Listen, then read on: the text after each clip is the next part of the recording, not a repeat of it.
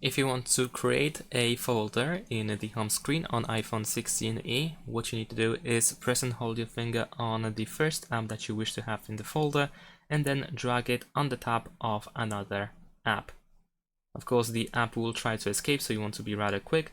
And there we go. As you can see, the folder is pretty much immediately created, and you can move another app into that folder.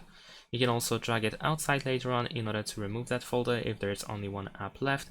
And you can do this much quicker in order to immediately create the folder. You can press done once you are done with creating, and of course you can drag another app into that folder as well.